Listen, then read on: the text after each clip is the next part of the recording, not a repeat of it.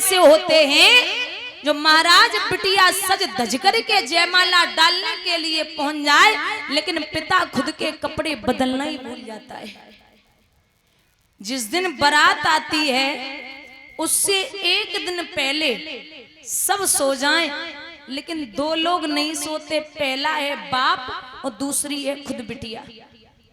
बाप अपना पूरा हिसाब किताब लगाता है कि किसका कितना उधार का देना है, किसका कितना रह गया, किससे कितना लेना है। और बिटिया पूरे घर को तलाशती है कि ये कमरा मेरा, ये कपड़े मेरे, ये अलमारी मेरी, ये सामान मेरा, जिसके लिए मैं कल तक लड़ती थी, अब कल से कुछ भी मेरा नहीं रहेगा। ये बेटियां हैं। यहाँ हमारे कई पिता बैठे होंगे, दादा, जिसने अपनी बेटियों को जिन्होंने विदा किया होगा, तो आप इतना याद रखिए, कहीं भी भोजन करने जाओ और भोजन अच्छा न बने तो आप कह सकते हो, लेकिन अगर कोई बाप अपनी बेटी की शादी कर रहा है और बाप भोजन में थोड़ी गड़बड़ी हो जाए, हो ही जाती है कभी कभी, तो आप बिल्कुल नहीं कहना कि भोजन में स्वाद नहीं आया, क्योंकि उस दिन के लिए बाप पूरे जीवन भर कमाता है कि अपनी बिटिया की शादी आन बानो ठान से करूंगा। और मैंने कल भी दहेज के बारे में समझाया था, और एक छोटा सा आपको उदाहरण देती हूँ, बुजुर्गों बड़े ध्यान से सुनना। एक बाप के 3 बेटियां, वो बाप अपनी बड़ी बेटी की शादी कर रहा था, तो दामाद जो था वो बारौठी पर रूठ गया। बोले हमें गाड़ी चाहिए, 4 व्हीलर चाहिए। बोले दामाद की बात सुन के ससुर जी बोले, लाला कैसी बात करते हो? अरे मैं आपको 4 पहिए की गाड़ी कहां से दूंगा, मेरी 20-25 हजार रुपए की नौकरी है। अब कोई ऐसा तो है नहीं कि मैं आपको दे दूं तो 2 और हैं उनको भी देनी पड़ेगी, हक तो सबका ही है। लेकिन दामाद जिद कर गया, बोले अगर गाड़ी नहीं दोगे तो मैं बारात वापस ले जाऊंगा। पिता ने पगड़ी उतारी सर की और दामाद के चरणों पर रख दी। बोले जैसा भी है निभा लो, अब की बार निभा लो, मैं जैसे ही पैसा आएगा आपको गाड़ी खरीद के दे दूंगा। लेकिन दामाद जिद कर गया। माताओं पिता ने यहाँ वहां से पैसे इकट्ठे किए, दामाद को गाड़ी दी, गाड़ी मिली, सुबह शादी हुई। शादी के बाद जब वो अपनी बहू को लेके घर पे आए तो उनके यहाँ की एक रिवाज थी, रस्म, कि जो बहू नई आती है घर में वो उसको लेके मंदिर जाते हैं। तो भाई जो बहू लेके आए थे बगल वाली सीट पे बिठा लिया, बोले चलो मंदिर चलना है। अब गाड़ी इतनी स्पीड में चला रहे दादा, इतनी स्पीड में है कि बार बार पत्नी समझा रही महाराज धीरे चलिए, आपको इतनी चलानी नहीं आती, कली तो मिली है, आपको इतनी चलानी नहीं आती, आराम से चलिए। अब खुद के बाप को लगो होवे तब तो वे धीरे चले, खुद के बाप को तो लगो ना, जो वे धीरे चले, बिटिया के बाप को पैसा है। जैसे ही मंदिर के पास पहुंचे तो एक भिखारी, लंगड़ा था, विकलांग भिखारी, बैसाखियों का सहारा लेके सड़क पार कर रहा था। तो जब तक गाड़ी कंट्रोल की तब तक भिखारी के छूने से बची। अब साहब ने अपनी गलती नहीं मानी, आग बबूला हो गए, खिड़की खोल के उतरे, बोले जवाब दिया क्यों रे, लंगड़ा तो है ही, अंधा भी हो चुका, इतनी बड़ी गाड़ी तुझे दिखाई नहीं दी, अगर तू मर जाता तो तेरे रोने वाले नहीं थे, अगर ये गाड़ी टूट जाती तो हरजाना कौन तेरा बाप देता। अब इतनी तेज चिल्लाई, भिखारी तो डर गया। पत्नी गाड़ी से उतरी, उसने 100 रुपए निकाले और भिखारी को दे दिए। अब साहब और आग बबूला हो गए, बोले तेरे जैसे लोगों ने भिखारियों के दिमाग खराब किए, इसे पैसे देने की क्या जरूरत थी, चल पैसे वापस कर।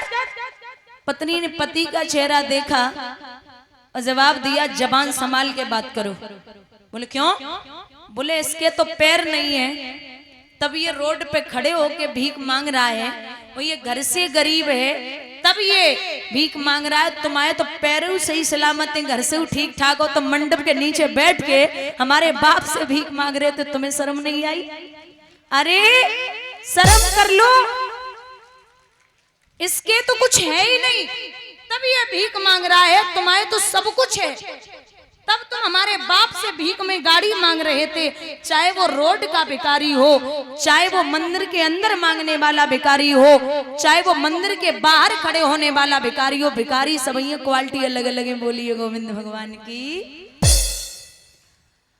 आप वो करिए, क्योंकि मैंने कहा है कि आप बेटों और बेटियों में, ऐसे आज भी किसी संत के आप चरण छूना तो संत ये बिल्कुल नहीं बोलेंगे कि पुत्री देवो भव, संत यही कहते हैं पुत्र देवो भव। बेटा आन है तो बेटी सम्मान है, बेटा सुर है तो बेटी तान है, बेटा गंगा है तो बेटी धार है, बेटा दीपक है तो बेटी चिराग है, और बेटा एक कुल का नाम रोशन करता है तो बेटियां दो दो कुलों को उतारती हैं। पढ़ाए जाते हैं बेटे, पढ़ जाती हैं बेटियां, लाड़ लड़ाए जाते हैं बेटे, लाड़ लड़ जाती हैं बेटियां, खिलाए जाते हैं बेटे, खिल जाती हैं बेटियां, और उड़ाए जाते हैं बेटे, कल्पना चावला जैसी उड़ जाती हैं बेटियां। आप अगर आपके घर में पहली संतान बेटा हो जाए तो ये समझ लेना आप भाग्यशाली हैं। पहली संतान अगर बेटा हो जाए तो आप समझना कि आप भाग्यशाली हैं, और माताओं अगर पहली संतान बिटिया हो गई तो आप ये समझ लेना आप सौभाग्यशाली हैं। बहुत बड़ा कलेजा होता है उस बाप का जिसके यहाँ पहली संतान बिटिया होती है। भोले बाबा को विदा कर रहे राजा हिमांचल, जब विदा होके आई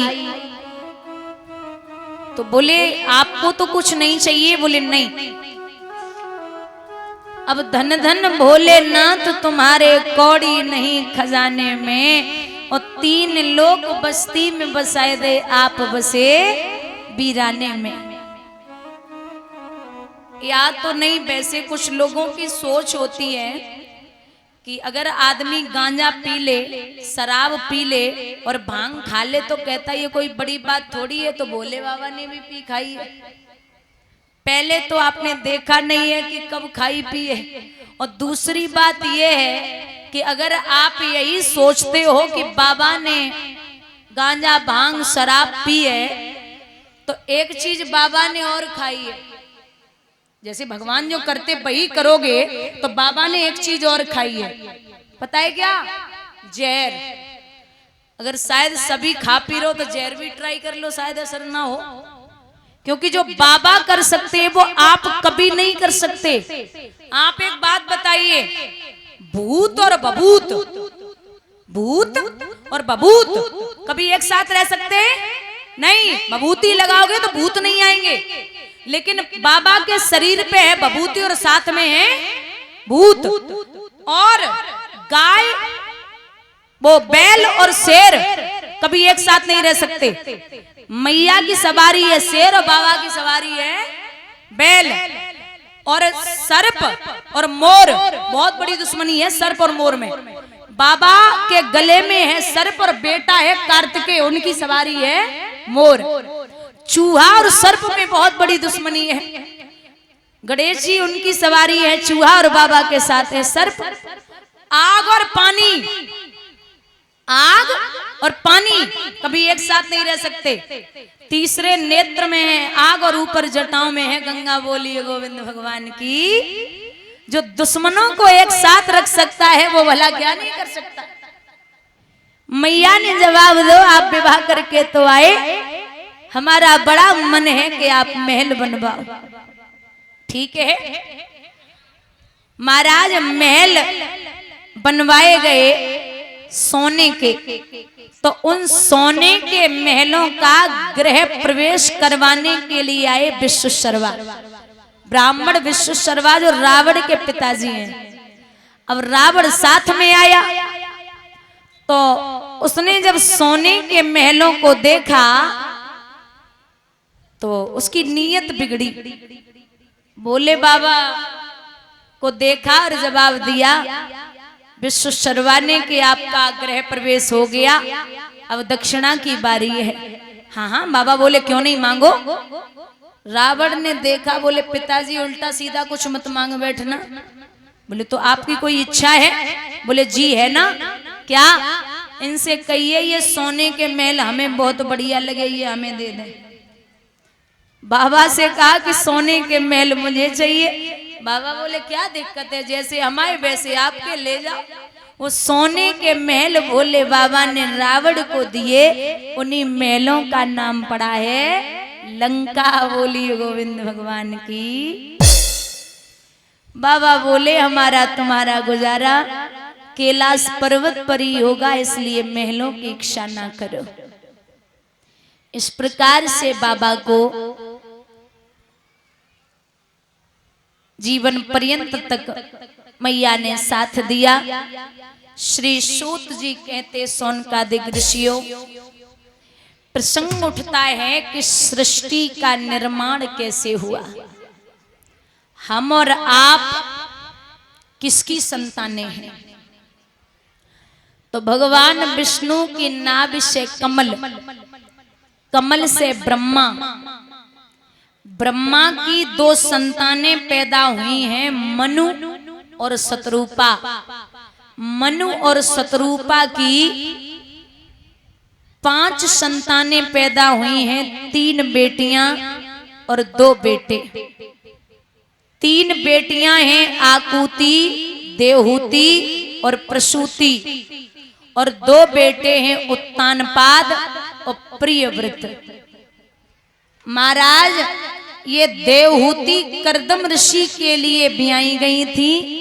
इनके 9 बेटियां हुई और 10वें पुत्र हुए, जिनका नाम था कपिल भगवान, जिन्होंने अपनी मैया को मन, चित्त और अहंकार के बारे में समझाया था।